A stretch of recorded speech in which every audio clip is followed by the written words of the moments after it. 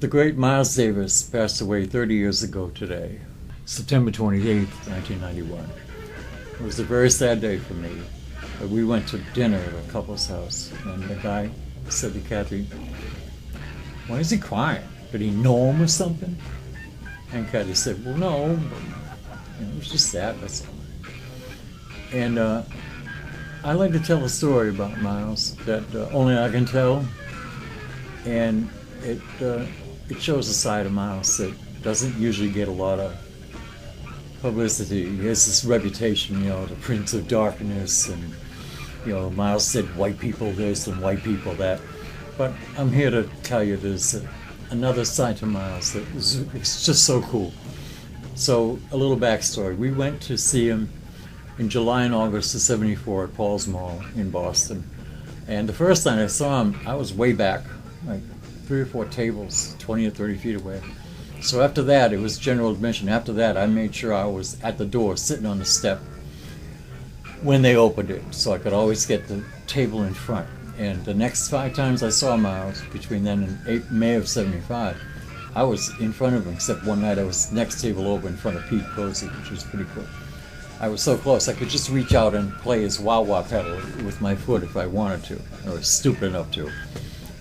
The band then had Reggie Lucas and Pete Cosey on guitar, Al Foster on drums, Michael Henderson on bass, Sonny Fortune on sax and flute, and Tume on congas and percussion, and Miles, of course, on trumpet and organ.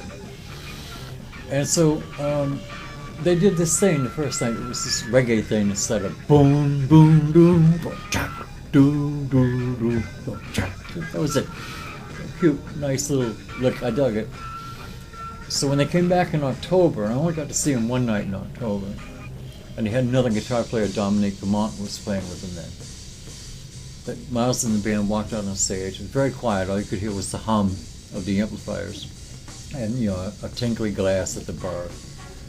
And I decided to whistle. I whistled that little melody. And all of a sudden, Miles turned around real quick, and you could see his shoulders bouncing up and down, and the band was laughing, and I thought,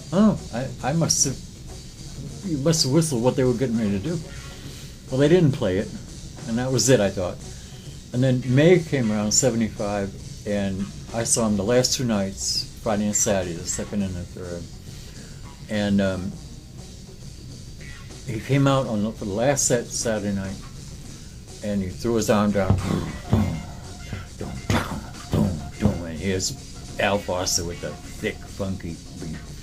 And then Miles came in kind of jabbing, the couple of notes, just a couple of notes. And then out of the clear blue, he took the trumpet, raised it in my face, and went, wah, la, la, and I went back down to his mic, and I almost fell out of the chair. And I said to the guy behind me, "Did you see that?" And he said, "See what?" So only I caught it, but it was for me anyways, It was just too cool. Because in his own way, Miles actually played a request for me on his last night in Boston before he retired.